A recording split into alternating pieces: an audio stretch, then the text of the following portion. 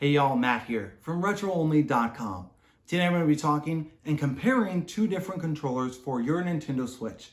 First one I'm going to be looking at is the Nintendo Switch Pro controller, and then versus the regular JoyCons that you can purchase separately from your Switch or that come with your Switch. If you need more than the original controllers that come with your Switch, you might be looking at the Nintendo Pro controller, and you might be looking at another set of JoyCons as well. But which one should you get? That's what I'm going to be covering in today's video. Before I hop into that, please be sure to hit that like button and then also subscribe to our channel, as it really does help us out a lot and also allows other people all around the world be able to see these videos and get their information that they need about the Nintendo Switch and their other gaming issues that they might be having. So we really do appreciate it when you like or subscribe to the channel. When you're looking at a Switch Pro controller versus buying additional JoyCon controllers, it can be kind of difficult to figure out which one is better. After all, most of the time they will have very similar battery life, the Nintendo Switch Pro controller versus getting new JoyCon controllers. They'll also have very similar looks. I mean, honestly, it looks a little bit different simply because the JoyCons are a little longer, but you have buttons that are in the exact same spot. You have your joysticks are in the exact same spot, and they both work virtually identically in that you can push the home button on both your JoyCons and on your Nintendo Switch Pro controller to start up your Nintendo Switch from even across the room. So you don't have to go and push the button on top like you do with third-party controllers, those sorts of things. So how do you know which one you should purchase? It really comes down to how you plan on using them. If you are buying another set of JoyCons for one friend to play with, or for one person in your family to play with, then it might be worthwhile to go ahead and get the Nintendo Switch Pro controller.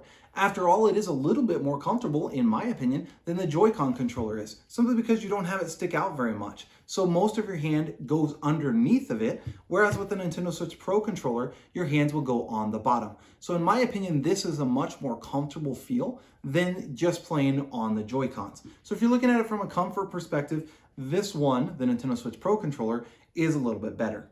Another consideration is cost. If you go and purchase a new set of JoyCons, you're going to spend somewhere between right around $70, $80, sometimes more, sometimes less, depending on if you get them used, if you get them new, those sorts of things. Whereas the Nintendo Switch Pro controller typically goes for between $50 and $60. Again, depending on if you get it new, used, which website or store you use to buy it at, those sorts of things. So buying the new JoyCons is more expensive. But how are you going to use them? Again, if comfort, it's going to just be one person, then buying a Switch Pro controller can be great. Here's the best thing about the JoyCons, though, that you can't do with the Nintendo Switch Pro controller, and that's simply take them off and use them separately. If you have one friend who's looking to come over and let's say play Mario Kart with you, they can put it onto the controller and they can play with you with that other JoyCon. If you have two friends come over, you have one Nintendo Switch Pro controller, that means one person has to sit around while the two other people play. If you have another set of JoyCons, you can have up to 4 people play by only purchasing one extra set of JoyCons on top of what comes with your Nintendo Switch.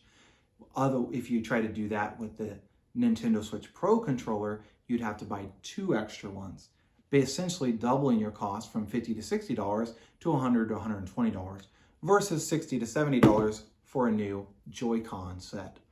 That's where the big thing comes into play. How do you intend to use it?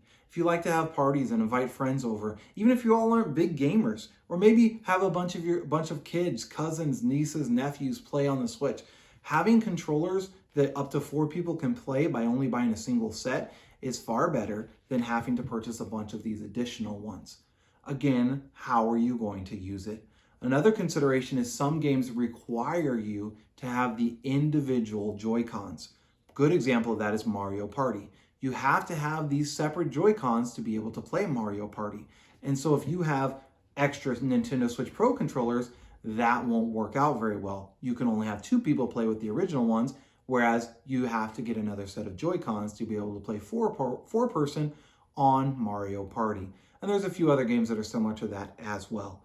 So that's when it comes into play, how do you intend to use them? Do you intend to just be you and one other person? Then buying the Nintendo Switch Pro controller is probably better.